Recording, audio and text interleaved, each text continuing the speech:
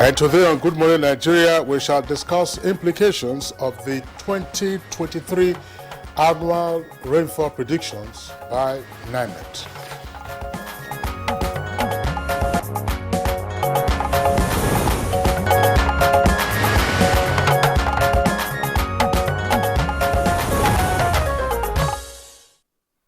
When the year 2022 began, Nigerians didn't know that the year would leave the nation with a sore board of ravaging and devastating flood that has never been experienced before.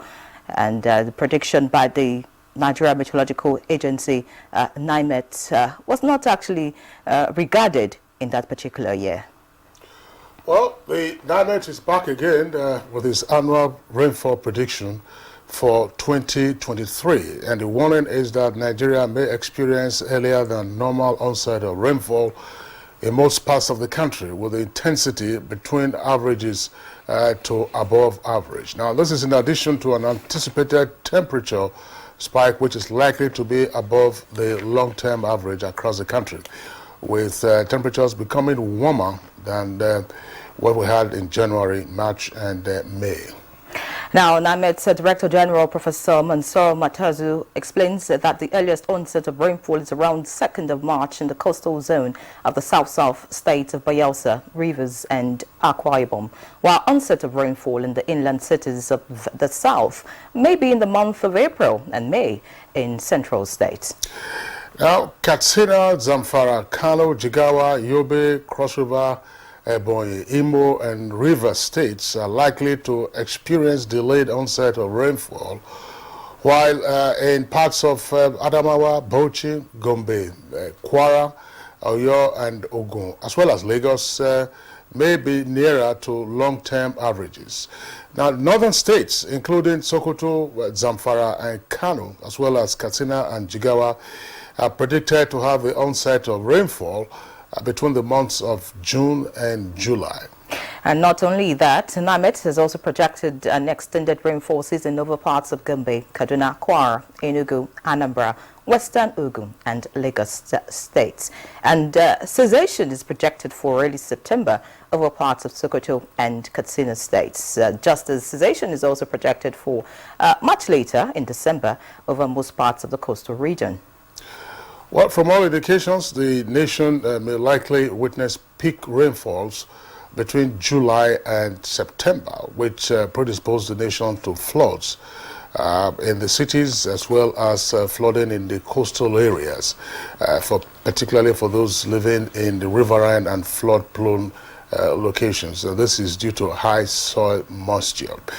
But of course, this is NIMET giving out its predictions. We will have to await the flood outlook later in the year, usually also released by NISA. NISA is the Hydrological Services Agencies. But regardless, what are the likely implications of the projections already disclosed by NIMET? And what are the implications, we ask, on the agricultural sector, on health and environment? And how prepared will the various stakeholders be in seeking to utilize the information already contained in the predictions, as well as the likely consequences arising from flooding?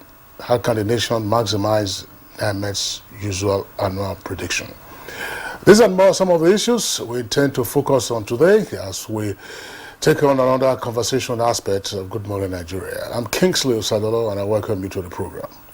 All right, and I join Kingsley to also welcome you to today's edition of Good Morning Nigeria, reaching you live on the network service of the NTA. We have other segments coming up on the program today as usual. But first, we shall begin with the news highlights, and Zenret Dingmam is here. Good morning, Zenret.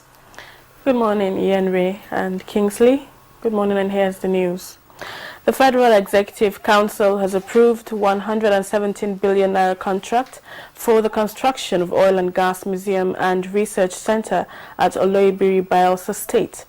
Minister of State for Petroleum Resources, Timipre Silva, announced this while briefing journalists after the meeting of the council presided over by President Muhammadu Buhari. This actually is a major milestone and is expected to be a major legacy of Mr. President in the Niger Delta. We are not happy at all what is going on. Every hand is on deck. Today, there is supply, but unfortunately, the distribution and movement of the product to various destinations, we are experiencing some bottlenecks. And I want to assure you that everything is being done, the NNPC Limited, NMDPRA, all the marketers, everybody's hand is on deck to ensure that this problem is resolved. We have reports of profiteering by marketers, and I've directed NMDPRA to sanction anybody who profiteers on this kind of situation. Chairman of the Independent National Electoral Commission, Professor Mahmoud Yakubu, is reassuring Nigerians that the 2023 elections will hold as scheduled. The chairman stated this while speaking to newsmen after briefing the Federal Executive Council on preparations for the general elections. We took members of council through all the preparations that we have put in place for the election and the few challenges that we are facing and the steps that we have taken to address those challenges. So we raised those challenges, but we have found a solution to those challenges. So be rest assured that the election will hold as scheduled on the 25th of February for national and on the 11th of March for the state elections. Global attention is on Nigeria, Africa's largest democracy, as it moves towards the conduct of the general elections slated for February 25th and March 11th, 2023. It is in this light that the National Assembly Joint Committee on Electoral Matters engages stakeholders to review the extent of the implementation of the Electoral Act 2022. It is therefore an opportunity to review the details of the Act in relation to experiences of implementation and the prospects of enhancing its workability. The committee has noted with dismay attacks on INEC's facilities. We were hopeful that with the collaboration between INEC and the security agencies, election will be held in the areas concerned. The rule of law is the foundation of all democracy. Democracy doesn't exist without the rule of law. We need the judiciary to stand up, to be independent, and there's quite often a lot of pressure on the judiciary. What will help to reduce the tension and challenge that the country is faced with is the holding of the elections as scheduled. The Inspector General of Police, Usman Alkali Baba, has approved the setting up of an election planning, monitoring and evaluation team for deployment across the states of the Federation. A statement by the force indicates that the team is expected to identify, analyze and mitigate threats, as well as carry out on-the-spot assessment and appraisal of the security emplacements ahead of the 2023 general elections.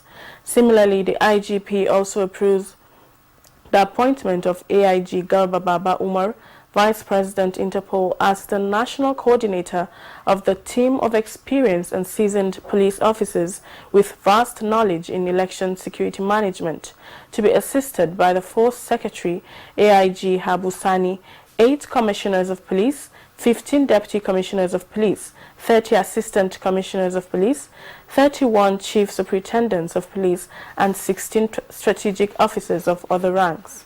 In the same vein, the IGP reaffirms establishment and viability of the Electoral Offences Desk domiciled at the State Criminal Investigation Departments, SCID, of all commands across the nation, headed by the Assistant Commissioners of Police in charge of the SCID.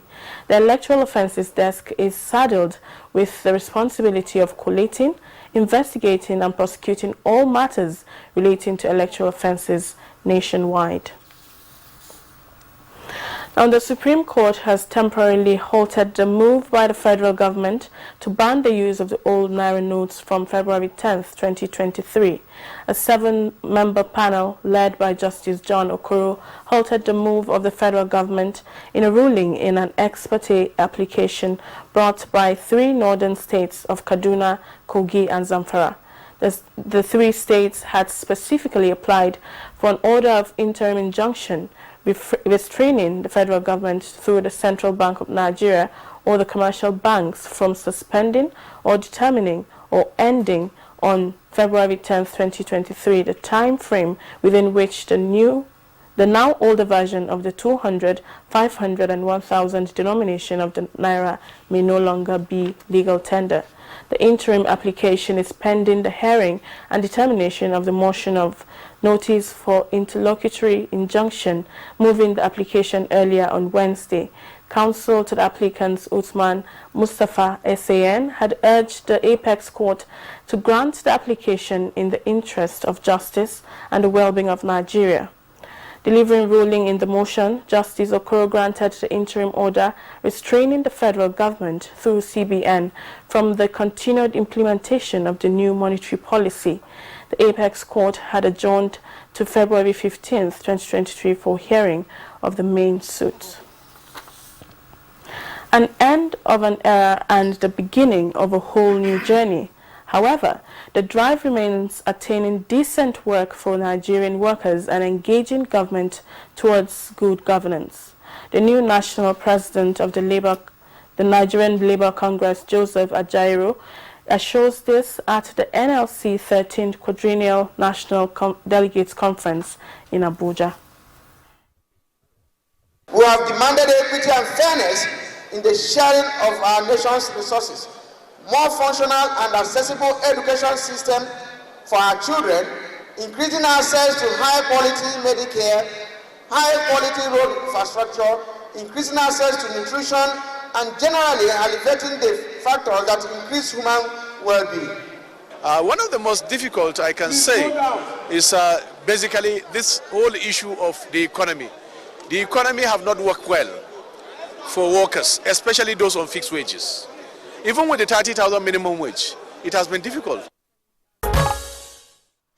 Up next is business news. Implementing the Central Bank of Nigeria's cashless policy has been facing some hurdles, which is being compounded by the challenges in assessing the redesigned Naira notes. A financial analyst, Abdul Mumin Ali, is calling for a systemic approach that will eventually lead to its success nationwide. Be inclusive. You must talk with the players. And then you must also not be, it shouldn't be a master-servant thing. You must listen to the commercial bankers, because the commercial bankers are the ones at the end of the day that interface with the customers. They are the ones that suffer, in the face of failed transactions and failed, businesses. And oil rose for a third straight day on Wednesday.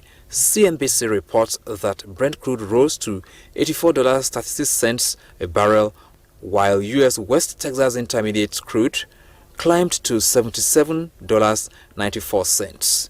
Now to the details of Wednesday's tradings on the floor of the exchange.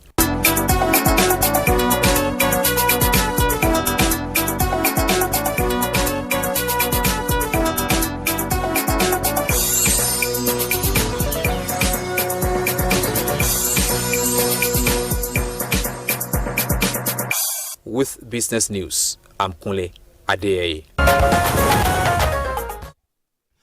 Thank you for staying with us. It's now time for a newspaper review segment.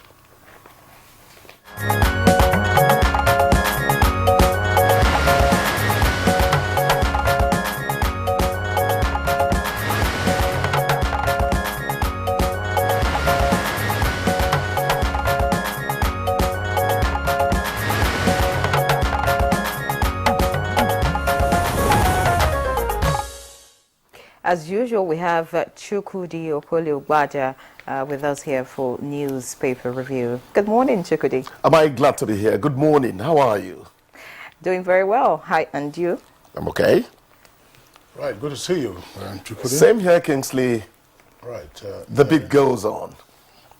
All right, let's begin with the Punch newspaper this morning. Just looking below the masthead, we have the Borders headline, which reads, New Naira, World Bank, IMF, 1 CBN. Supreme Court stops Friday deadline. And the writers, shortage of new notes have caused hardship, disrupted trade and payments, and that's coming from IMF. Protest rocks Abuja as Tinubu El-Rufai hailed judgment. Malami asked court to dismiss suit. Beside the masthead, we have Wike lacks popular support to help Tinubu, and that's credited to Peter's side. Above the masthead, we have 195 naira per litre. Impossible. Marketers insist. Details on page 30 of the Punch. We also have this one coming from the UK here. On page 39, I didn't offer to buy kidney. Ekwe Madu tells court. We have a picture story here, very interesting one. Of course, the queues still continue in banks, and that's what we have right here, gracing the front page of the Punch newspaper. Below that picture story, we have INEC appeals Oshun poll judgment, defends Adelike's victory. Details on page 18. And then we have 805 million naira fraud, fleeing Senator Wamboshi nabbed, sent to prison. Details on page 8. That's it from the Punch this morning.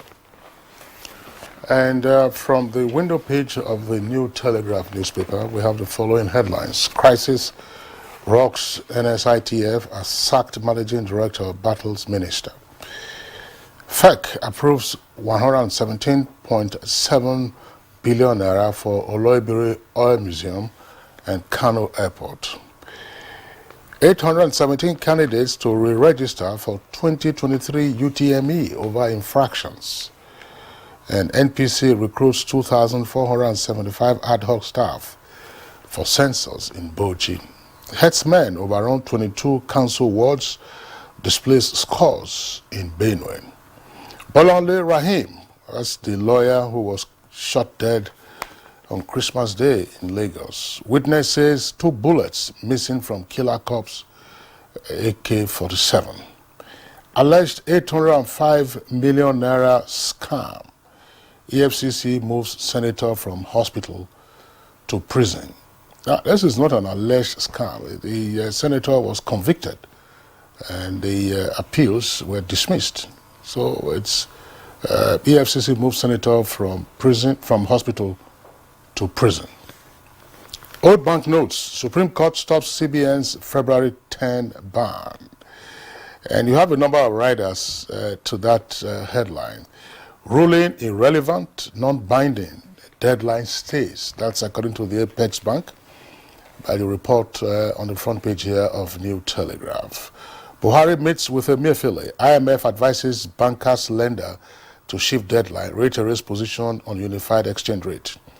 Tinubu El-Rufai Lord Court judgment. Rivers to join suit, challenging deadline. That's wicked. Police uncover plot to attack banks in Anambra. And federal government blames profiteers for hiking fuel pump price. Orders NMDPRA to sanction erring outlets. Buhari charges new NLC leader Ajero to be partner in progress. And INEC appeals Oshun Election Tribunal's judgment. Says solutions found for fuel Naira crisis. So February, March polls hold to brief Council of State tomorrow. You must remain apolitical. CAS charges personnel. And then presidential poll, appeal court dismisses suit seeking to disqualify Obi and Labour Party. ING, that is interim national government, not in 1999 constitution, according to Wike. All right, so most of the stories in the front page of the dailies this morning actually has the same kind of stories. Just quickly looking at a few from the Vanguard this morning before we go to Chukwudi. Of course, the old Naira note is still trending right here in the Vanguard newspaper. And then we have protest through Supreme Court order. Federal government seeks dismissal of ruling. And then, yes, of course, the statement by the IMF pushes for fiscal monetary policy reforms in Nigeria. And details on page 19 of the Vanguard. And then just quickly we have here, Article 6, removal of Lagos wreck over alleged partisanship, and you can find details on page 8. Finally, this morning from the front page of the Vanguard, we have polls. We have found solutions to petrol and cash scarcity. Chukwudi. Thank you. I'm going to plead with you to permit me to take this essentially from what I jotted down. Now, Kaduna's Nasir El-Rufai, Kogi's Yahya Bello, and Zamfara's Bello Matawale had gone to the Supreme Court with an ex parte application seeking to stop the federal government and by implication the CBN from full implementation of the Naira redesign policy. This should leave the use of the old Naira notes till February 15, when a further court pronouncement after hearing will determine which way the cat jumps. That's what I want to think.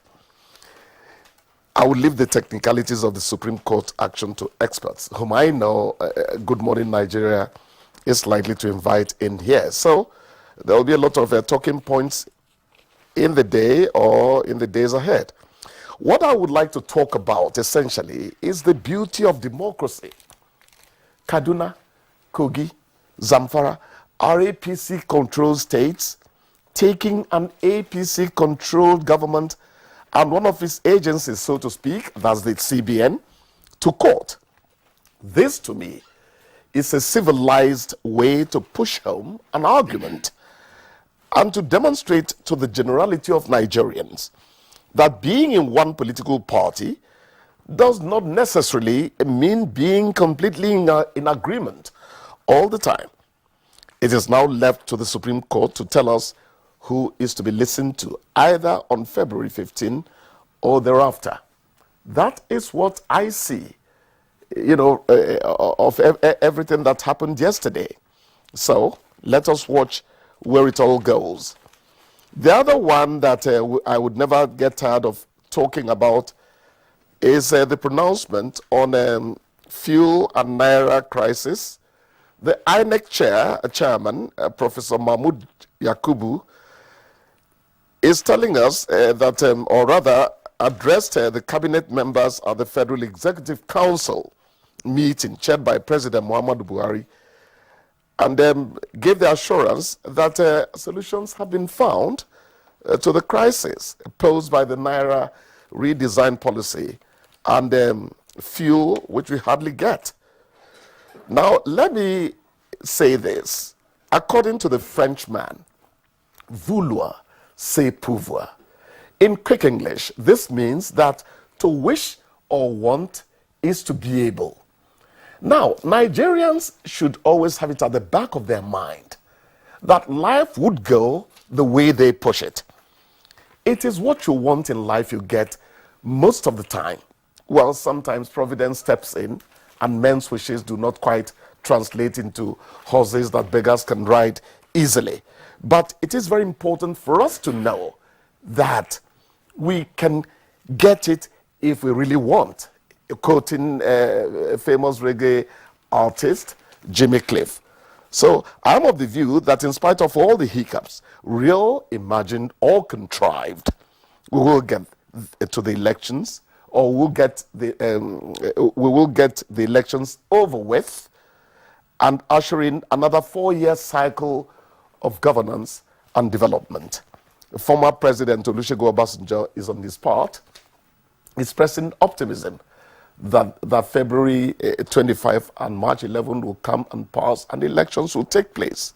So Nigerians are eagerly waiting for those 2 dates. That's my take this morning. Thank you so much, Chukwudi, for that review of some of the headlines this morning in the dailies. Of course, every Nigerian is looking forward to the election, coming and going, and of course, Nigeria remaining peaceful and things moving forward for the country. And of course, I think another key thing is Nigerians want to see is the fact that the election is credible, it's free, it's fair, and yes, there's security before, during, and after the election. Very important. Yes, you mentioned quite a number of issues, but this particular fuel issue, affects me a lot, and a lot of Nigerians too. And I'm wondering why it's still an issue up to now, and it has not been resolved somehow. Because the papers this morning have 195 naira per litre impossible. Marketers insist. So I mean, they should just find a meeting point. I mean, the federal government, the marketers, those involved, the key players. Let us know what it is that petrol should go for and make it available. I think Nigerians just want to see petrol available in the filling stations without having to queue, without having to suffer to get it, and all this chaos that we're currently experiencing at the moment.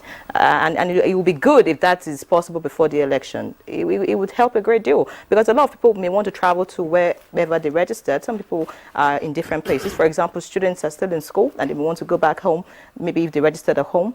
And if the petrol price is still like this and there's still scarcity, I mean, fares will be expensive. People cannot move. You know, so it's going to affect a lot of things. And I just think that it should be fixed somehow. Some major marketers, I should say major marketers, I have readjusted to 220. I don't think they are selling at 195 anymore.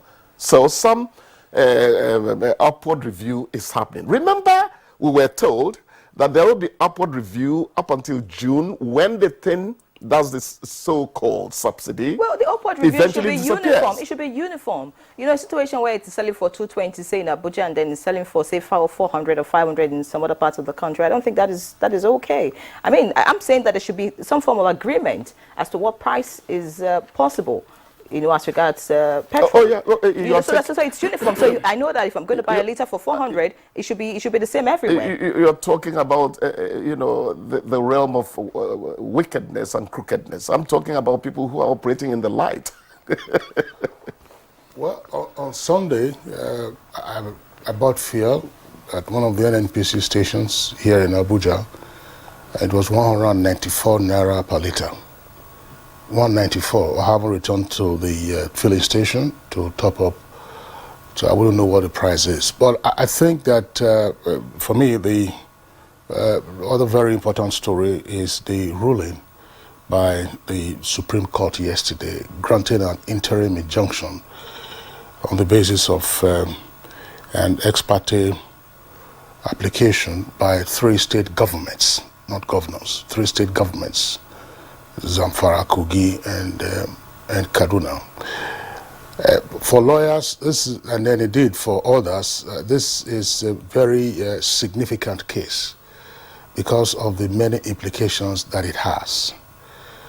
The matter is sub judice because on the 15th, the Supreme Court, of course, would then deal with the substantive issue, this time on notice. Oh, sure. It was ex parte. Ex parte means that without the other party.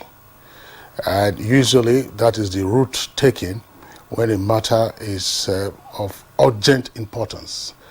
And as we say in law, that is before the rest is destroyed.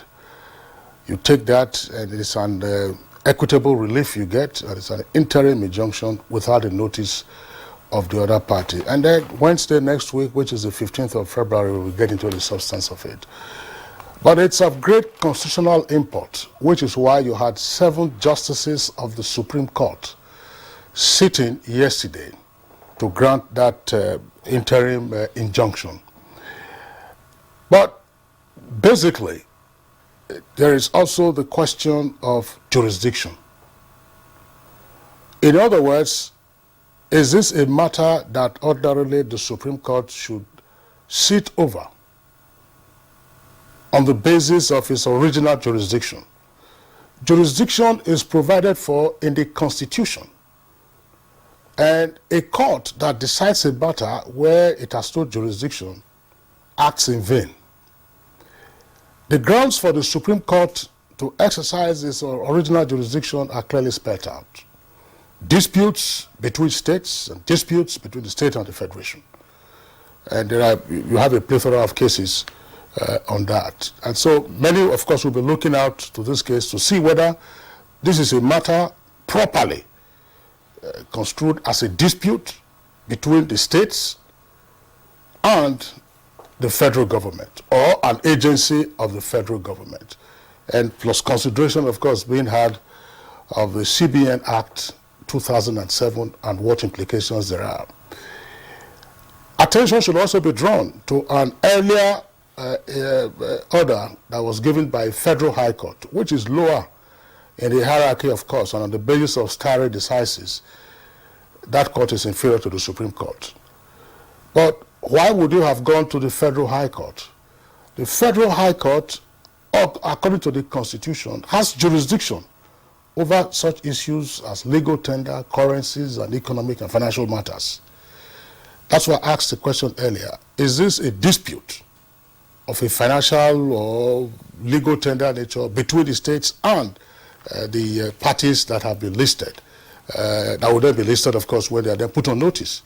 So it's a very, I'm not commenting on it. Yes. But it also interesting explanation. Just to also draw attention to the fact, because when you project into the future, you then have to ask yourself this question. Whatever the outcome of this case, are we going to see a situation sometime in the future where, for instance, the central bank, through its monetary policy committee, announces a new interest rate regime, NPR, and then a party with an interest goes to court to say, no, this NPR is going to have implications for us in terms, because if the NPR, that's the monetary policy rate, goes up, it has implications for debt servicing and so on and so forth. That no, this is going to have implications for us. Therefore, the central bank should be restrained from raising the NPR. I mean, if a president gets set from February 15th, I'm not getting into what the lordships would decide. I'm just talking generally. Yes. To say you then go to court to restrain the CBN from tampering with or tinkering with the NPR. Alternatively, the central bank, of course, uses the I&E window for forex valuation. So you then say, no, this one you do that is going to affect my business, so the central bank should be restrained from doing that. Or the central bank thinks that, or believes that the foreign reserves at $42 billion well can accommodate some people. They then say, look, give it, there'd be an order of mandamus directing the central bank to release some more or to download. And so these are the implications of this futuristically. And then you take that against the backdrop of what the law says. Because the autonomy of the central bank was guaranteed in the new CBN Act of 2007. Yes. As I said, this is not discussing the substance of the matter before the lordships. It's just to say, you know, on the television analysis, these are the issues. These are the issues that everyone is just thinking aloud. To say, I just said CBN. You say stop. NPR, don't make it 15.5. Leave it at 12.5. Another time you said, stop I&E window. Why are you taking it from 417 naira to $1 to 420? Or why are you taking it from 417? I've already invested, so I'm hoping to reap benefits. Why do you want to lower it to 407? So all kinds of issues. So how does that affect the management of the macroeconomic situation? Going forward. That's a good one. So many questions, really, as regards this particular issue. But I think that for the average Nigerian listening, if you still have the old Naira notes, just find a way to get it to the bank and try to get the new Naira notes, while all of this plays out. Very interesting point. Let's just hope that at the end of the day, the right thing will be done. And of course, we can move this country forward. Good advice you've given. Yesterday, you recall, we said, look, the deadline is that. The way we behave in our country, we have said it sometimes, we are our own worst enemies. If you were to elongate this deadline for whatever duration... People will still not take the notes. They'll still wait to the last day. Some of them are waiting to the, and then you will find that... Just like voter registration. Yeah, you will find that in the course of transactions, people will then be accepting the old outgoing notes at a discount to say, look, this is a slice of watermelon. Yes. This slice of watermelon, if you have the new Naira note, I will sell it for you at 100 Naira. If it is the old note, it is 150. So which means you are discounting the outgoing, and it just goes on. And after a while, by habit and practice, people will just jettison the outgoing Naira notes, and it loses its potency as a legal tender. We just have to be thoughtful and careful. Yeah. All right. All right. Many thanks, Chukwudi, for your inputs this morning. Thank you. The way you come into it and enrich it simply makes me happy. It's always a delight Thank to you so have much. you, really. Thank you so much. Thank you. All right. So we'll take a break now. When we come back, we shall get into our discussion, which is... All right, welcome back. You're watching Good Morning Nigeria live on the network service of the NTA. And to start our discussion on the implication of the 2023 NIMET prediction, let's join Joseph Otsen for the background report. The 2022 flooding in Nigeria and its devastating effect is still fresh in the minds of many.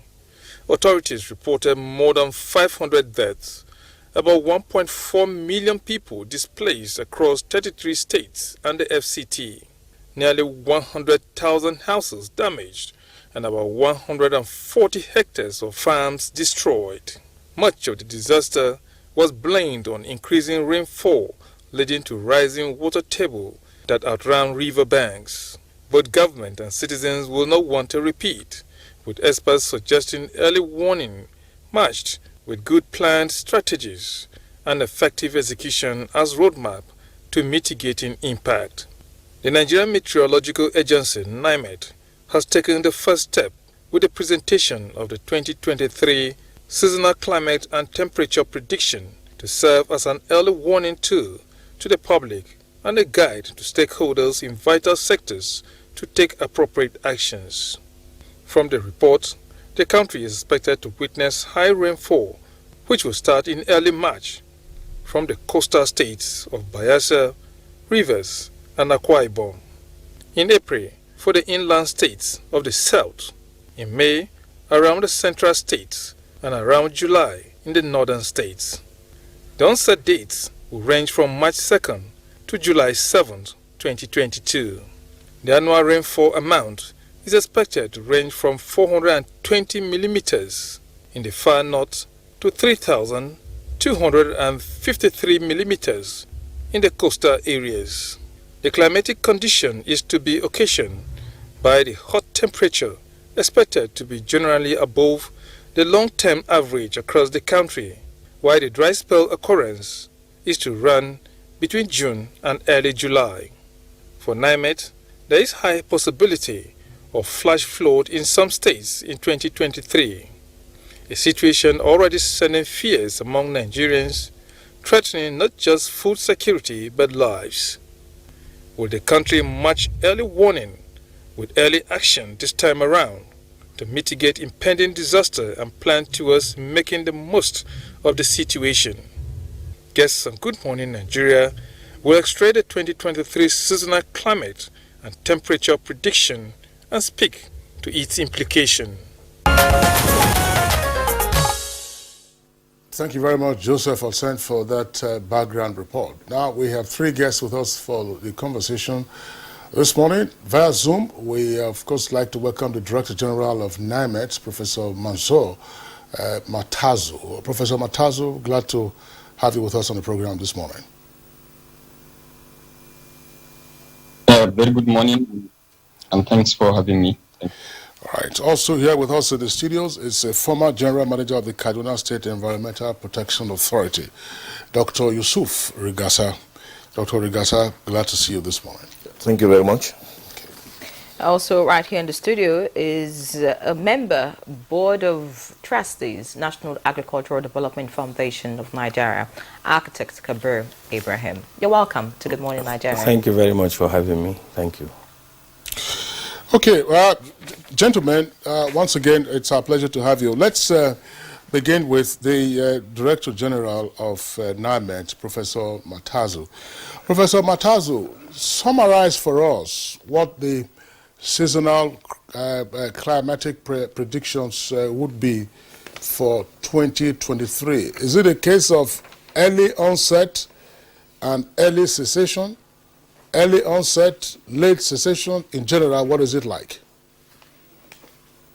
Yeah, thank you very much, and good morning, Nigerian. As you made mention, and also from the preview of the last report, this year because of the high intensity rainfall event we have witnessed in 2022, we decided to release the 2023 seasonal climate prediction very much early enough in order to provide very good lead time for planners and also states and other local government areas in the country integrate the focus into their planning purposes in all the sectors. This was released precisely on the 24th of January by our Honorable Minister with all the stakeholders from across all the climate sensitive sectors across the country. Witness over 1,000 virtual participants.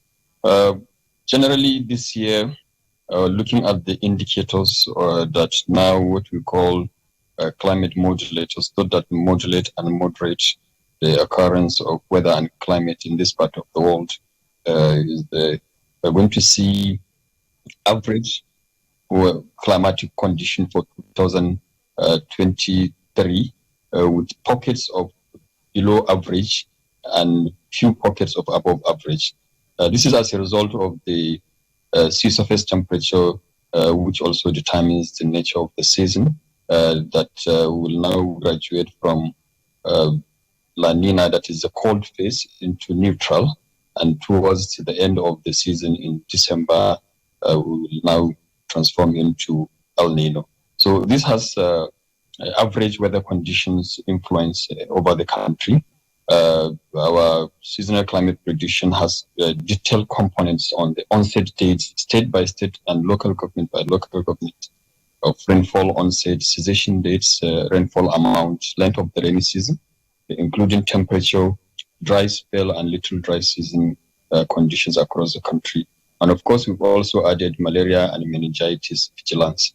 So generally speaking, we're going to see average weather conditions with pockets of extreme events because we are in the era of climate change, and definitely this has a trigger of enhancing and also the occurrence of extreme events in form of high intensity rain due to increasing temperature, and also pockets of extended dry spell after the onset season. These have all been clearly spelled out in the forecast, and we have it available on the online on our website, and also we have developed an app called NIMET Weather App, available on the Play Store and Apple Store. So generally, we don't expect to see much extreme events compared to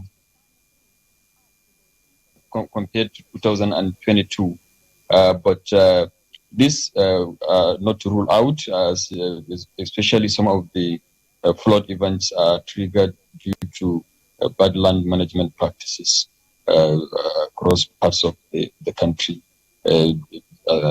Example, massive deforestation and also building on waterways. For that explanation of what the prediction is like for 2023.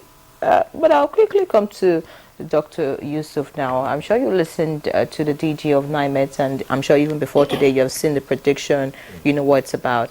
I'd like you to please break it down, to the farmer who is watching you, to that woman in Bayelsa who is going about her business in the river or in the marketplace and all of that, so that she can understand what this prediction is about. Yeah, I think I will start by commending the DG. NIMET has been doing very well of recent, and that's largely due to his own effort and that of the federal government. And when you ask me to talk on the impact of the prediction on farmers, we have a farmer. I will rather look at it from the point of view of an environmental scientist. That's what I am. And looking at the prediction, I think if you want to look at the impact, at least at the level of grassroots, what I'm going to say is that the necessary linkages between NIMET and that woman are not necessarily there. And that is probably the reason why we may not actually get enough, of the value that is intended from this particular projection. At governance level, yes, NIMET at the level of federal government is doing more than enough and is doing wonderfully well, and that is the reason why most of us always commend NIMET, because their projections are, are one of the best, not only in Nigeria or in West African sub-region, but globally, this is the best that you can get anywhere. But the linkages, when you look at it at state level and local government, which are necessary, for this kind of projection to be able to reach the woman, at in her household, those linkages are not necessarily there. And that is because if you look at the state, there's hardly any equivalent of NIMET, in state. And you wonder who is supposed to take this data from NIMET and actually, implement the basic component of it, as DG has mentioned. And for a long time, we have ignored our environmental health officers in the local government. And these are officers that normally move from house to house, from family to family, disseminating information such as this and ensuring that people have, adequate safeguard, where they need to put safeguard and where they need to prepare against, extreme weather events, that such preparations are adequately made, at, family level. These linkages are very necessary. In terms of value, this is a high value data at the federal level. But then when you look at our farmers, our people that depends on environmental variables to earn a living, I doubt if they will be able to get enough value from this projection. And that is because these linkages are not there. So we need to put them in place and ensure that they are working before the onset of the rain next month. Thank you, Dr. Rigasa. Before we bring in Architect Kabir Ibrahim, I want to return to the DG of NIMET. DG NIMET, I'd like you to clarify some of the points you raised earlier, and also I asked, so look, what is the brief summary of the weather prediction? Is it early onset, late cessation, early onset, early cessation? Because for the farmer and those, of course, who are involved in extension services, that is critical. That's one leg. Second leg is, you said you had about 1,000 participants. Of course, many of them, I would imagine, attending virtually at the launch of the 2023 seasonal climatic predictions. What was the level of attendance by the subnational entities, and which of the agencies participated? Okay, thank you very much for that question. As I mentioned, I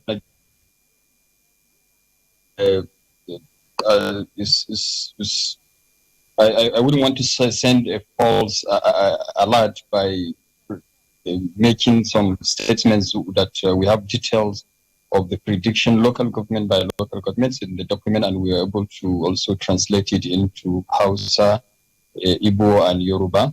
But generally speaking, as I mention, because of the weather climate modulating factors that are influencing our climatic system, we're going to see average weather condition with areas that will experience early onsets, more than 60%, with normal cessation, and about 20% will experience early cessation. So, but this to a farmer, it does not translate into what he needs. What a farmer requires is detailed onset dates, and then length of the growing season, and of course the end of the season, which we call EOS.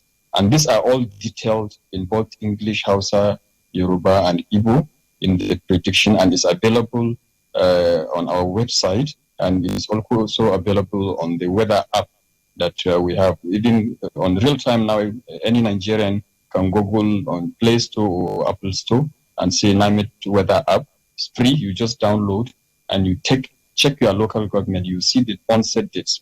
Onset dates means the date that farmers can plant, and then the seeds can grow and germinate. And these are all detailed in all the 774 local government areas of Nigeria. And of course, we also integrated other features of interest, such as alert on extreme weather event, and the health component of meningitis and malaria are also on the on that app. Because the weather system, as we see, start from the south to the north, as onset in the extreme coastal region is around second part of March, and extending up to first week of July in the extreme northern states. So this information, we've gathered all major stakeholders. We invited more than 10-15 major stakeholders, including state governors from across all the country, and the commissioners of water resources, agri, environment, including also state environmental agencies. I'm happy that my brother from Kaduna, he has been a very keen participant to and also has shown strong interest of collaborations. And that's why we have given enough lead time. We've invited the stakeholders from across the states. but the participation was not very poor. It was fairly okay because we got more than 600 physical participants, and we have all of them from across all the states across the country. And also we opened up that we are open for discussion and then MOU with state governments to downscale this focus. Like for the northern state, we have more than 4 months to be able to do this. And with some of our partners like IFAD, ND, IFAD, CSD, CSP, and also other development partners like HEDA, we are presently downscaling this focus at state level. And downscaling meaning breaking it down with details of information for agri extension officers and also for climate change agents, which we can break down into district level. So I can say we are very open for collaboration. We know this is an election period, but state governors will encourage. We are in talking terms with the Nigerian Governors Forum Secretariat. We have made presentation to them.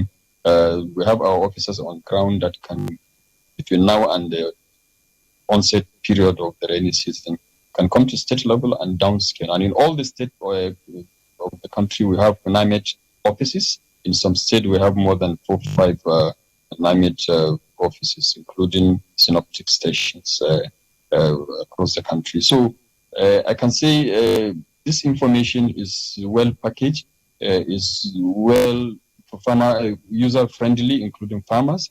But what we need is effective collaboration between the subnational and the national level. We have this excellent collaboration at the federal level, and in some states we've signed an MOU.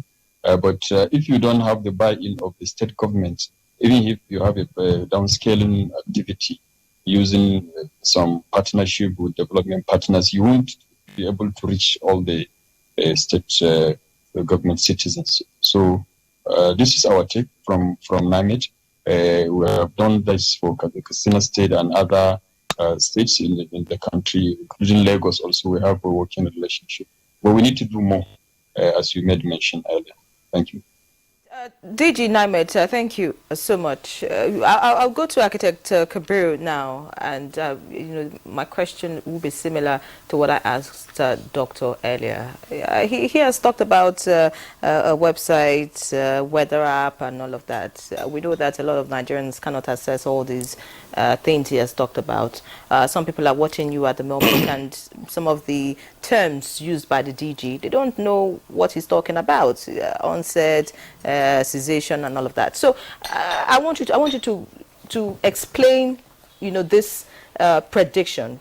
I know you understand what's going on, what the prediction is like. Explain it so that if a farmer is watching you, if, as I said earlier, if the layman on the street is watching you, somebody who is living in a coastal area, somebody who is living in the riverine area, what is this prediction for 2023 about? Well, this prediction is very unique because it is coming after what we suffered in 2022. So most farmers are keen to know what is going to happen in 2023. So it makes it a lot easier. I was at the launch, and between that time and now, we have been sensitizing our farmer leaders to avail this information to the farmers, even though the farmers themselves are even asking questions. I've seen so many questions on our platform. Some very senior people saying, beware, the rains will start at this point. Avoid flood-prone areas. Also, do not be in denial of climate change. And then choose your crops and the seeds to really relate to the weather conditions and the maturing period. If there is going to be an early onset of rain and it's going to be steady there, choose a crop type, a seed type that will provide it, or will go through its own potential, full potential within this period. Most of these crops have 120, 140, 90 days to mature. So you look at this, you look at the pattern, look at the predictions, and they are in already 3 languages. But if you speak some language in Robo, for instance, and the thing comes in Yoruba house and again, you don't know. The leaders there speak English. They understand because the primary thing is in English. They will now translate into those. So we have no problem disseminating this information because it's being awaited. Because last year we had devastating effect of this. I will give you the example of Jigawa, for instance. You know, agriculture is a very rural thing. If in Jigawa you planted rice and you lost everything, so you are afraid to even plant. You have to be encouraged, incentivized to come and plant. So if there is information out there to guide you as to what to do, you will even look for it. That is what is happening now. Prior to that, we may have been lackadaisical about it. But from the experience of last year, people have come to terms with, probably there is a vicious cycle of 10 years. It may not happen. From what the NIMET predictions are today, from what we have, and from what you have heard from the DG, the fear of immediate or the immediacy of flooding, for instance, is not there, because he has said the volume of rain may not be as much as last, but there is climate change which could exacerbate this situation. So it's an ongoing thing, and I'm glad that he has said that there is work in progress. They are going to do more, and we hope that by the time they do more, every facet of it will be clear to the farmers. Now the farmers are very grateful with this information. It is present in apps that you can carry. You can listen to weather forecasts even in your car. You can listen to weather forecasts on radio. Your NTA is doing a good job on it, and many other media houses. And then some of these are broken down into languages that the farmers understand. But we in our own association, what we should do is, we should disseminate this information to all the nook and crannies in an understandable way, so that it is gazetted. Once you look at it, you know, and there are people who will interpret it. And then the extension service that is going to be provided, or at least the fulcrum of it that is going to be provided by the federal government or Federal Ministry of Agriculture, should be, you know, all the states should have a buy-in into it and promote their own extension work. Because, you know, Nigeria is a very vast country, and the farmers constitute the majority of the citizens, whether anybody likes it or not. Unless we produce food, you will not eat. So even you here in NTA, the onus also is on you to be able to tell all the people you know that, look, because we suffered last year, because we are buying rice now at 47,000 and all that, go and plant carefully and abide by all these predictions, so that life will be easier for us. So it's everybody's problem. It's like security. We know we talk of food security, and then there is physical security that everybody is clamoring on. There is a nexus between food security and the physical security. So it's everybody's problem. Now, all the farmers, I'm sure, are very keen on these predictions, knowing what to do based on this. And then we will also be our brothers' keepers, because if we see somebody doing any activity around some drainages, pathways of water and all that, we will warn the people. We will, in fact, physically tell the people not to do it, because they will cause havoc to us. So it's a very good thing, and I think NIMET is doing a good job, but it can do more, as he said, and we will be very glad for that. In a nutshell, I think the farmers are happy that we have this wake-up call, but this is something that we should go out of our way to even find out. So if it's available, we will keenly observe and adhere to all the things that are available to us. Well, thank you very much, Architect Kabir. But I asked the DG NIMET about the level of attendance, and in the course of his explanation, he did say that there's a need for greater collaboration between NIMET and the subnational entities, although he singled out Katsina, Lagos has been up and running. And you were at that event. And over time, we have often raised the issue of the interest of subnational entities. Some years ago on Good Morning Nigeria, we were told by our guests that, yes, the seasonal climatic predictions usually will be forwarded to the states for onward transmission, also to the local governments.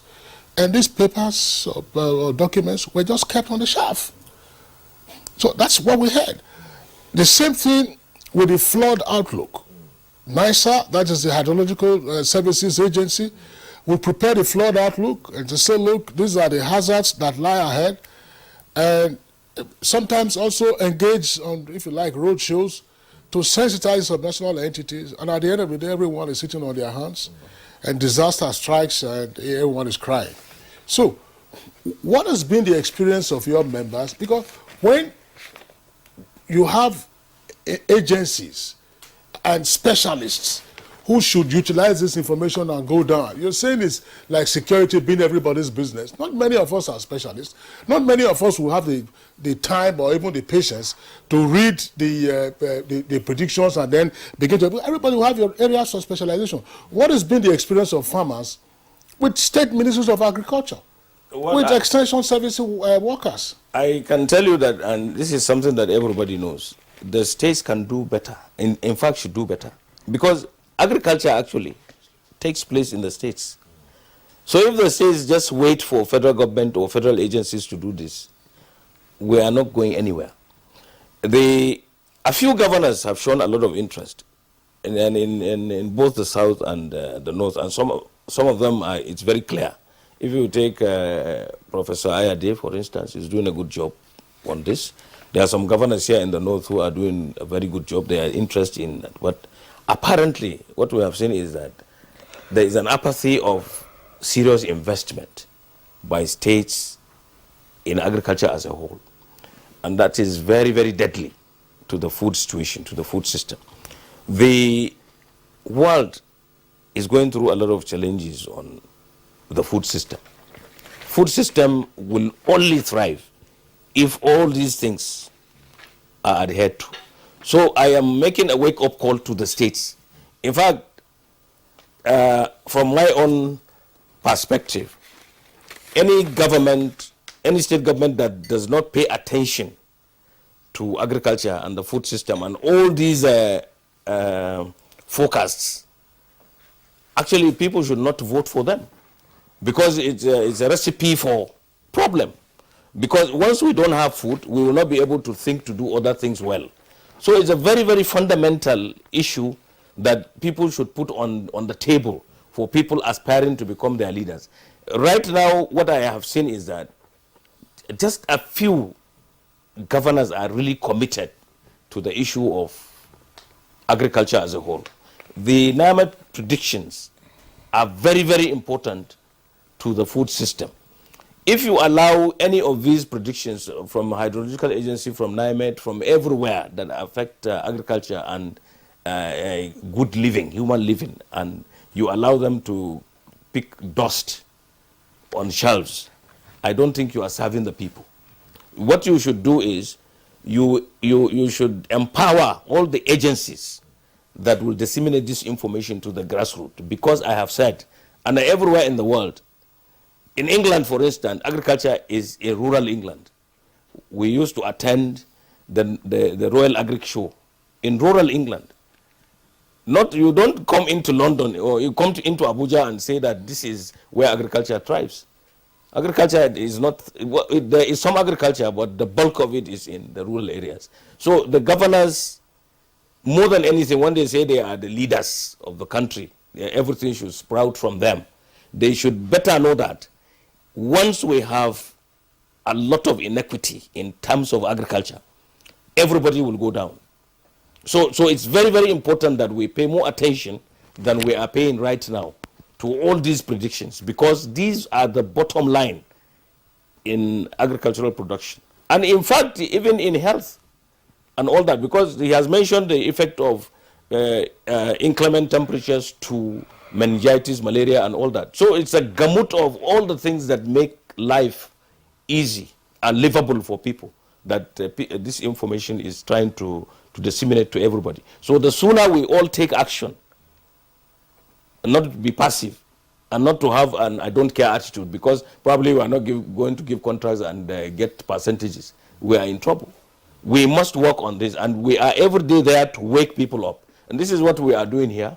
Nobody is paying us, but we are always coming here to be able to disseminate this information and to wake people up on what to do. Thank you very so much. I thank you very much for the opportunity. Thank you for coming all the time. We invite you, Architect Kabir.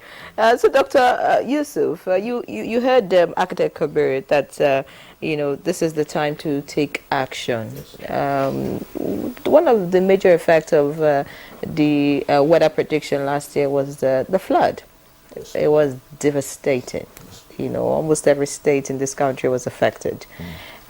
So now, you are an environmental protection person. You know what it is that should be put in place. Yeah. With the prediction we have for 2023, we may likely see what we saw in 2022. What should we be putting in place now? How can we start early so that we can curtail the devastation of the flood this year? I think your colleague has mentioned it, the gaps. There are always gaps in governance. That is the challenge of our country. Somebody has spent money, and resources to produce a prediction. Information is power.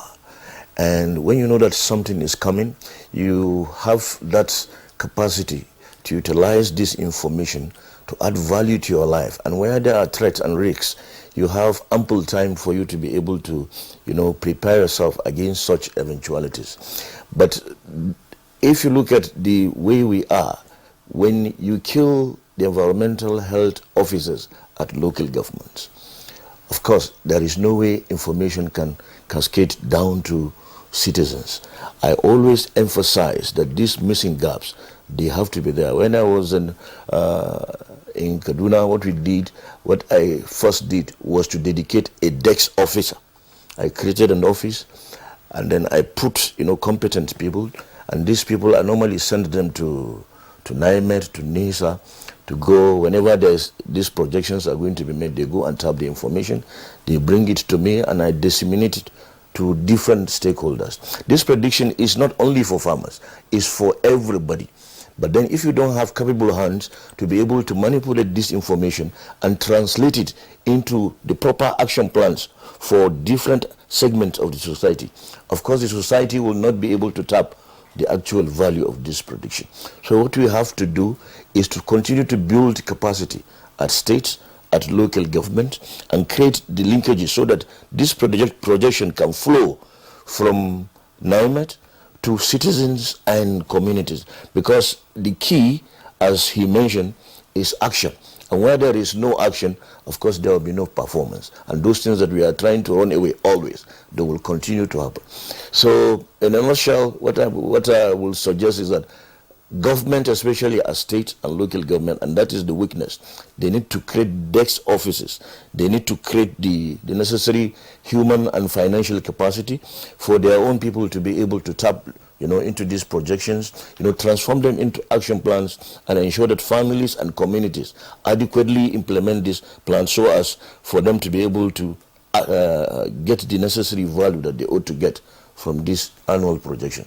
Otherwise, we'll continue to make projections annually, and people will continue to keep them on the shelves, and at the end of the day, the objective will be totally defeated.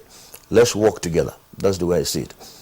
Thank you very much, Regasa, for your comments. Back again to the Director General of NIMET, Professor Matazo. Professor Matazo, has your agency, perhaps in collaboration with sister agencies such as NISA, been able to undertake an evaluation of the utility of your seasonal climate predictions for 2022?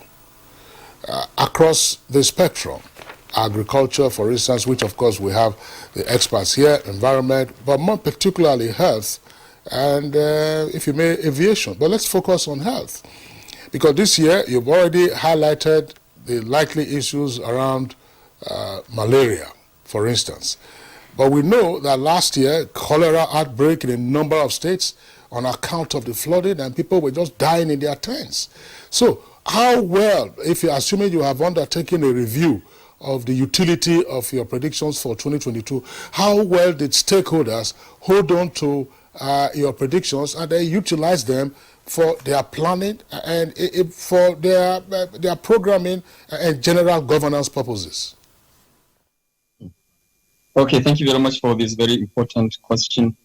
And normally, prediction is a life cycle, and the preparations start well early, and in the last component of the life cycle is the evaluation. So we have what we call a focus evaluation. We do scientific evaluation to determine the precision of the focus, and we also do feedback evaluation based on the our stakeholders, what is their feeling, and also what impact has uptake of such information has made. Generally speaking, for 2022, we did massive downscaling activities. We've signed an MOU with Federal Ministry of Agriculture and started this year to do a state-level downscaling. We are now in Niger Delta in 3 states, and I think in the next few weeks we should start in the north. But we require an commitment from state governments, because that is the entry point, and they are the chief entry point, household entry point level that can provide us with enough instrument to do this. So generally speaking, at the federal level, we have done an excellent horizontal dissemination of our focus, from stakeholder interaction to focus, update to evaluation. And the response was very excellent at the federal level.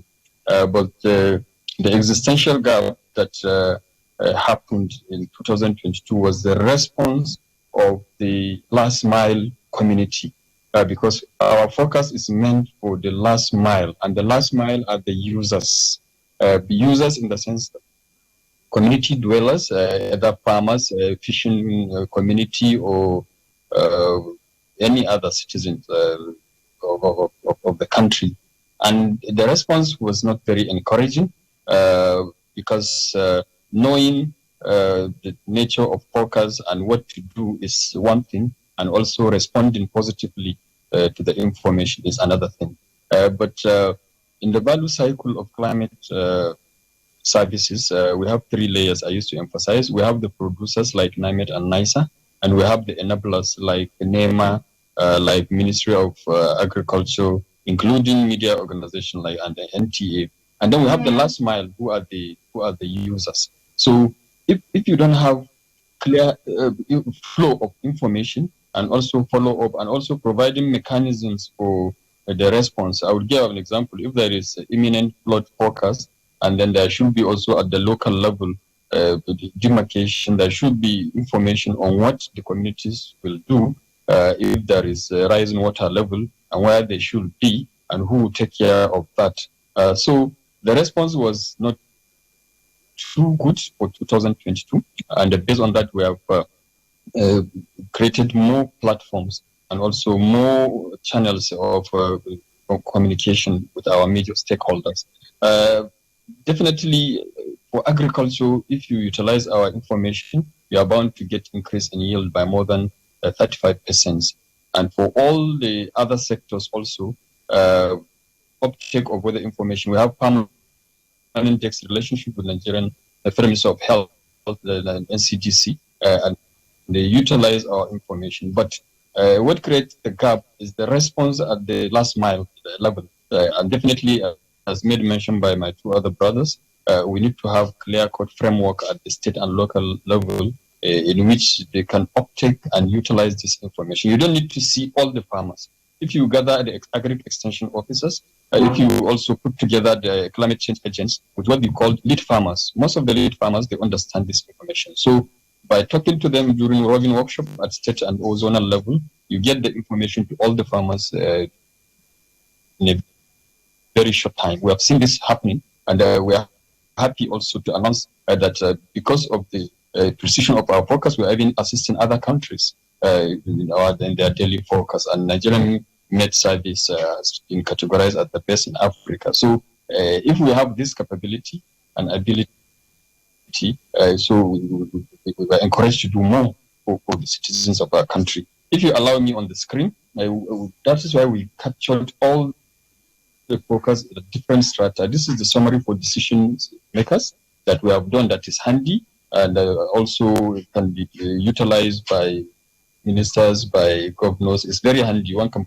keep it in SCA, and it's also available also. And this is also the English version of the seasonal climate prediction, and also summarize what happened last year in form of the state of the climate. And because of the available data that we have for over 130 years, we've collaborated with universities, and we came up with a climate change publication. And this is the first ever one-stop document that can give climate change indicators and also especially impacts, vulnerability, adaptation, and mitigation strategies. So we have more than 10 chapters by different researchers, some of our also experts that which utilize NIMET data. So, and this has shown really that there is local evidence of climate change in Nigeria. And this is a copy of the translated versions. I think this is the Hausa version. And also we have the Igbo version. All this one can just at the touch of a button also access this. For the health sector also, every 1 month we also publish climate and health, and we also disseminate to all the stakeholders. For the agri community, we are very passionate. Nigeria is an agrarian community, and more than 80-90% also of the agricultural production is rain-fed, and rainfall is variable, and that is where we put a lot of effort, man-hour, to release this focus. We spend more than 3 months since October to be able to put this. So this is for agricultural community. Every 10 days, we also provide an update of information. So I think we have available knowledge and skills, and also we have all the stakeholders also that are supposed to do this enabling. So we need, I want to say lastly that NIMET, we are very passionate in collaboration at no cost, and which we can reach the last mile, and that's the essence also of climate services. And it's very perishable. So if we don't act fast, the whole information effort, as made mention by my brother, will be defeated. And there's a saying in the UN community that if you spend 1 naira to do early warning service, so you are bound to save about 8 naira. And that 8 naira, if you didn't do the service, will come in form of damages, as we have seen recently in the country. And the United Nations Secretary General has also pledged that in the next 5 years, all citizens in the world will have access to early warning. And Nigeria, we are very much well advanced. They've elected Nigeria in the Executive Council of WMO, and they've also elected Nigeria to chair the Board of Governors in Africa. So I think we have enough skills for full utilization. So what is required is response by all enablers, and we are very open to that. Thank you. Okay, thank you so much, Professor Mansour, for that explanation. You know, you have made it clear that if we spend, say, 1 hour for early warning, then of course we would have saved a lot in terms of, you know, the impact of, you know, whatever prediction that was given in trying to curtail it. But from previous experiences in this country, we have seen that NIMET always comes out early enough to let us know what the year would be like and all of that. But nothing is being done. In 2022, for example, you also came out with the same prediction, but we saw the impact of the flood. Many states didn't do anything.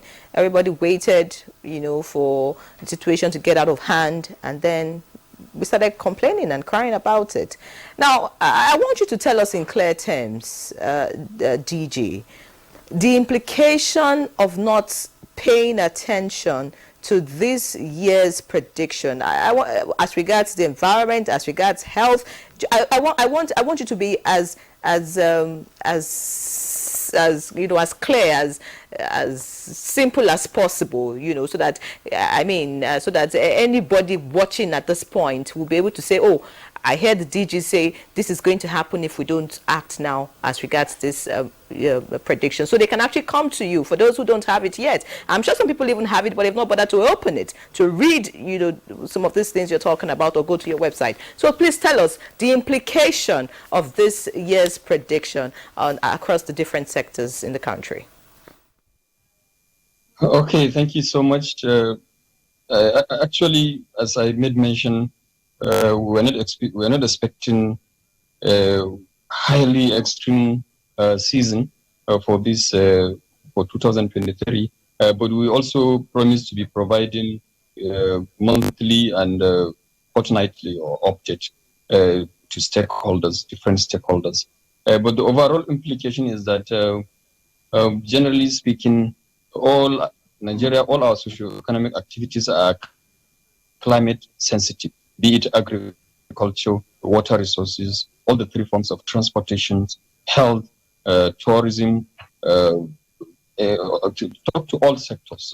They are all climate sensitive, and that is why we have a whole component, and half of the documents that we have published as seasonal climate prediction, half of it is what we call socio-economic implications of the forecast. And in each sector, I will mention, like for agriculture, we've listed more than 20 climate smart agricultural practices that are linked to the forecast. And if adopted,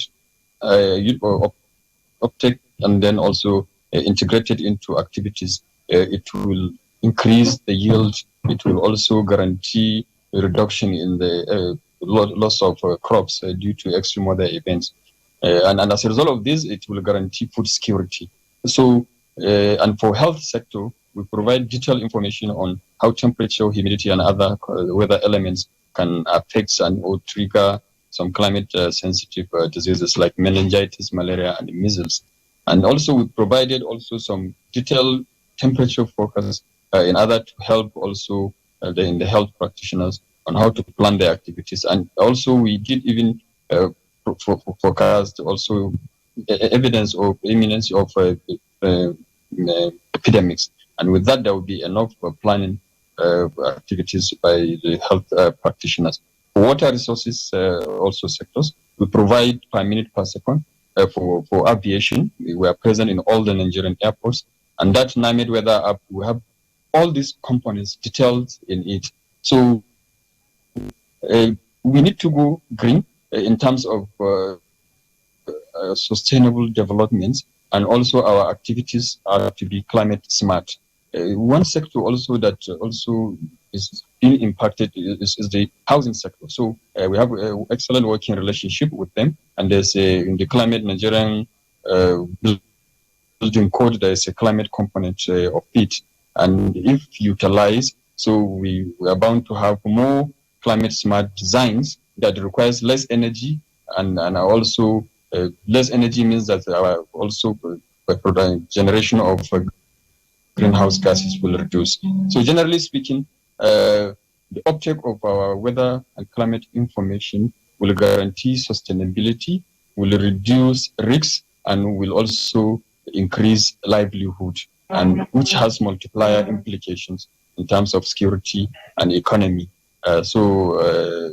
Weather is life from us, and life is weather, and we need to be more weather sensitive in this country, as we have seen evidently extreme events triggering, and it has all these things have come to stay, and that is why in the publication of climate change book that we have published in collaboration with Suman Danford University, we have detail on adaptation and mitigation strategy. So in such documents, and also our component of our prediction, we have individual sectoral what we call advisories in agriculture, in water resources.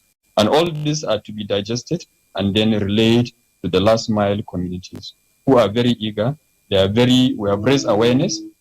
We have made a lot of singles and campaigns at the local community level using some of the radio stations.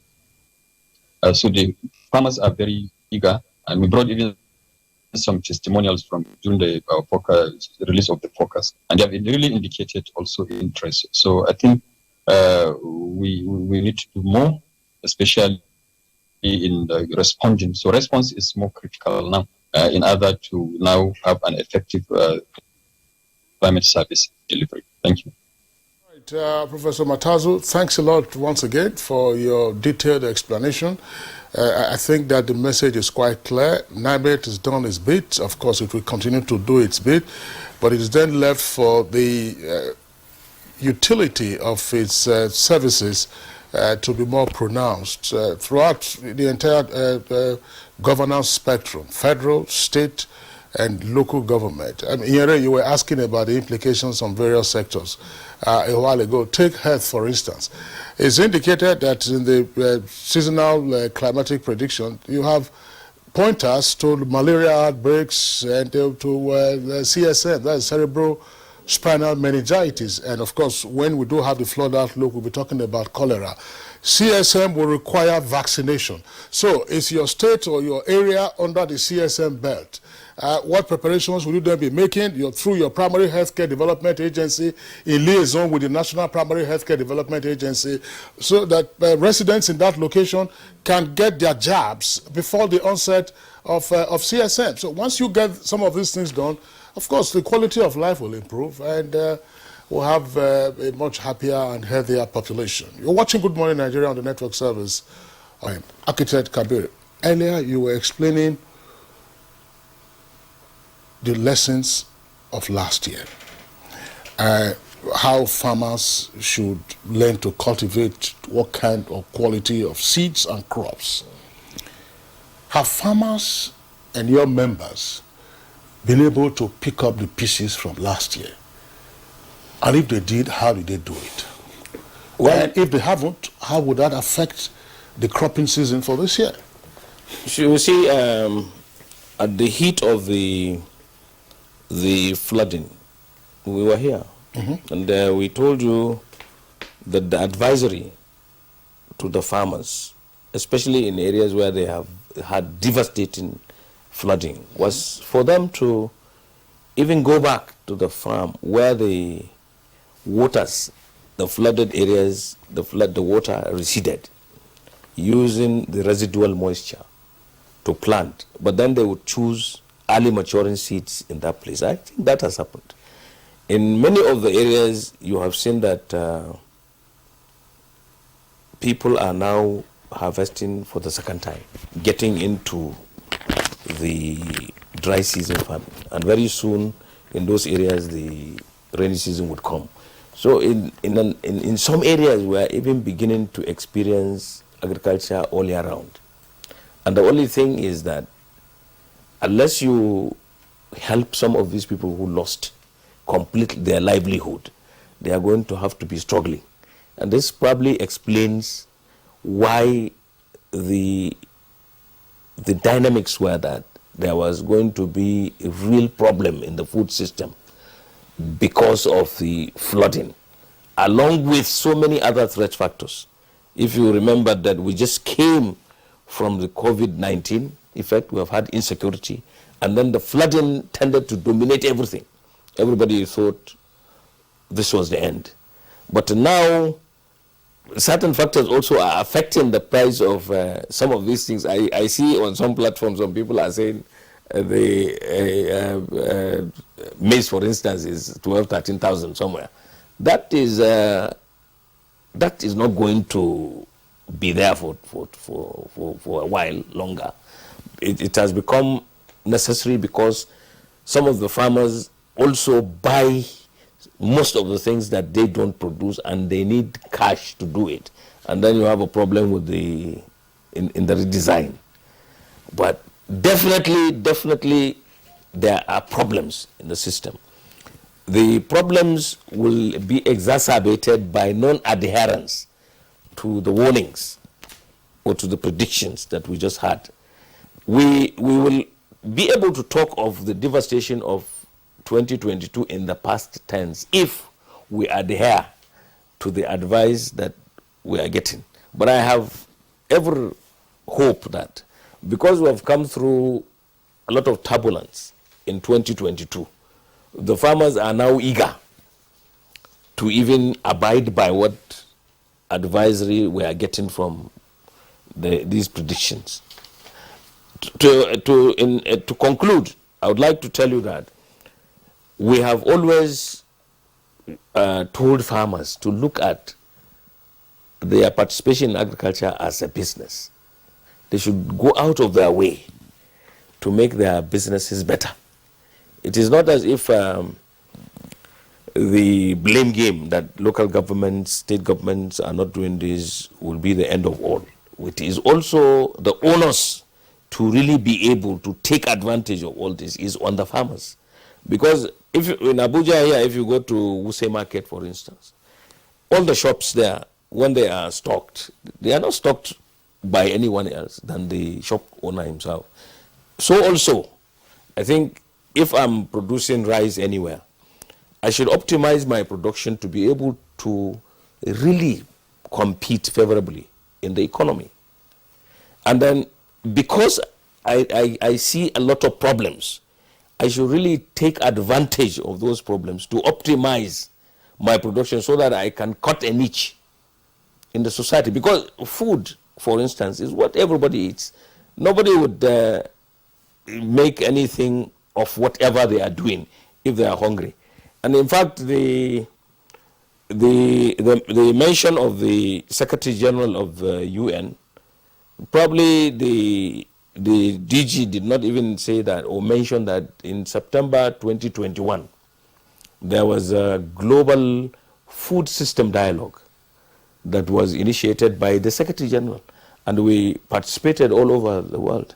And I remember that for Africa, I participated in the Kikau discussions, that this issue is global for Africa, and in fact is global for everybody, because the food system dialogue was a global issue. And then most of it is occasioned by climate. And then everybody in the world is also accepting the fact that the world is actually in denial of the effects of climate change. So we must wake up. We must wake up as a people. We must wake up as entrepreneurs. We must wake up also as people in government, to be able to do justice and to avoid inequity and failure. And sometimes even the consternation of a large number of our followers. Because we must walk our talk. We must be able to impact on the food system for the world to have food security. The issue is global food security. You can have a lot of things for Nigeria, for instance. If there are stresses in Niger Republic, in Ghana, and Nigeria will not be safe. Today, I think everybody knows that Africa is going to be a common market. We informally, in spite of all these problems, Nigeria is still feeding a good chunk of our neighbors. But we are doing this informally. On the after platform, we will have to learn to do it formally and very well, so that we can attract foreign exchange, which is far in excess of what we will get from oil. Because the oil we have now is a charade. See, we used to export refined, what do you call it, crude oil to bring in many things. Now we even import refined petrol to our people, and we have queues and all that, and we're a producing nation. So you can have a lot of things. If you don't harness those things, you will be in perpetual danger. So for agriculture, I think we should look beyond mere food security. I call it mere because you are not living in isolation. You are not. Nigeria is a giant in Africa, but only if it can feed itself and also contribute to the food system of Africa. In fact, I will tell you this, if you look carefully, most of the things that are abundant in Europe and they bring as refined or finished products with value added coming into Nigeria were actually got from here in Africa in its raw form. Because, I attended the Global Food Conference in Ithaca in Cornell in 2017 also. The whole world is looking at Africa for food security. Because we have a lot of virgin land. If in Nigeria, the example is this, we are using about 40% of the cultivable and irrigable land of Nigeria, which is about 90 million hectares. We need to just expand this and be able to pay more attention, listen to all the people, all the advisory that is coming, and upscale our production, and then learn to add value before we can now play as a first world. Because we can easily be a first world because we have all the resources. The oil is a bonus to be able to attain all these things. Thank you, Architect Kabir. Dr. Rigasa, very quickly, there's a lot of lamentation about the challenge with getting subnational agencies and other related entities to key into services like those from NIMET and NISA. You've been at the state level. What do you think is required to energize that level of governance and make it more responsive? Because some of the failures that we saw during 2022 just arose from the same failures that we've been complaining about. What do you think is required? Is it getting the right personnel? Is it the political will of the overhead? Is it adequate funding? Is it just what is needed? You see, the blunt truth, if we're to say it, is that environmental responsibility has been domesticated in local governments. But over time, with the advent of this democracy, what we have seen is that most states, they have taken the constitutional environmental responsibilities of local government and move it to states. And at state level, what happened is that the necessary funding, the human capacity, as well as the financial investment are no longer available to local government for them to be able to discharge their constitutional responsibility. If you look at waste management, for example, it is a constitutional responsibility of the local government. But then in most states have created waste management agencies that have taken this money and investment, away from local government. Now you have local governments that are unable to discharge their responsibility, environmental responsibility with regards to waste management. And that is what is happening when there is a projection from an institution like NIMET. Local governments lack the technical capacity, the human resource, and the financial investment for them to be able to tap into this data that is being given by NIMET freely. They are unable to tap into it and disseminate it into their communities and citizens. And unless we're able to make these corrections, these extreme weather events, they will continue to happen and happen again. We have to strengthen our local government. You can imagine a local government in Kaduna State has over 300 environmental health officers. These are people that, under normal circumstances will go into a family house, look at their toilet, look at their drains, look at their, ventilation, look at so many environmental variables and ensure that everything is okay, at, family level. State cannot go into every house within this. No state institution can do that. And of course, NIMET is the one that is releasing this projection. It cannot implement, and it is not designed to implement the necessary mitigations and adaptations. Yes, the federal government can provide funding, it can provide guidance, and state too, to a certain extent, they can provide funding, they can provide standard. But implementing environmental performance has to be done at local government level. And unless the environmental responsibilities of local governments are fully restored, all these environmentally related challenges and disasters, they will continue to happen. We need to go back to our constitution. We need to, draw the proper structure to ensure that environmental responsibility at federal level, at state level, and at local government level, are properly structured and adequately funded by the federal government or by whatever body is responsible for providing such. That is the way forward. All right, so Dr. Rigasa, thank you so much. I think we'll go to the DG of NIMET now, Professor Mansour, as we round off our conversation this morning. What's your advice? Because it's clear that, Nigerians, governments, state governments, local governments are not paying attention, So I want you to, just round off by telling us what you think that we can do to get it right, just so that we can pay attention, close attention to the predictions by NIMET every year, and so we can get it right, so that some of the difficulties we experience as a result of being nonchalant about these predictions are arrested or dealt with before they begin to affect us. So, Prof, just give us your last words as we round off. Okay, thank you very much for the opportunity again.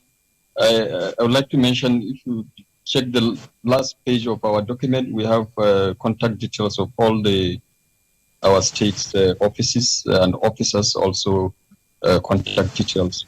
The overlying word here is partnership. We can achieve a lot less cost effective by partnering together. And if I may suggest, if for each state government, if they can nominate a focal point for NIMET, being it Ministry of Agriculture, Water Resources, Health, or Environment, or CPAS, which will serve as a direct entry point for NIMET. I can tell you we have the ability, and we have started doing this, to do what is even called crop calendar. We can do a baseline of any state and get the agro-climatic pattern, and then link up this baseline with the focus and come up with individual crop calendar. And with the crop calendar, you can do even yield forecast and know what the state will realize in terms of tons of productions at the end of the year. And for the pastoralists, we would also have the ability to do livestock comfortability index for poultry and also those that keeps livestock. So, but in all this is partnership, and also take weather information as very serious.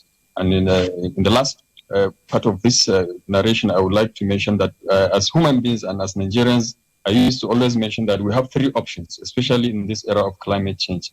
The options are we either adapt to climate change, or we mitigate to climate change, or the last option is we continue to suffer. So the more we do the first two of adaptation and mitigation, and parts of adaptation and mitigation are contained in our prediction and advisories, and the less suffering. And the less we do the first option of adaptation and mitigation, the more suffering as seen of recent. Thank you very much, and good morning, Nigeria. All right, Professor Mansour Matazo, DG of NIMET, would like to appreciate you for being part of our conversation this morning around the seasonal climatic predictions issued by NIMET for year 2023. Just one point, you don't need to respond to this takeaway. You have already published the SCP 2023 in English, you said, and the three main languages, Igbo, Hausa, and Yoruba. You don't have any in Pidgin? So that's food for thought, because there are vast parts of the country where Pidgin is readily spoken. And also just reduce it to graphic illustrations, which will be handy for persons to follow very quickly. Even those who are not literate enough, I'm sure you can get artists who will reduce that for you in the course of the year. Once again, we appreciate your being with us on the program this morning. We also would like to thank our regular guest on Good Morning Nigeria, Architect Kabir Ibrahim, who is of the Board of Trustees of the National Agricultural Development Foundation of Nigeria. Thanks a lot for being around. Dr. Yusuf Rigasa, former General Manager of the Kaduna State Environmental Protection Authority. Thanks a lot for your insights. Thank you for having me. All right, up next for us now is sport.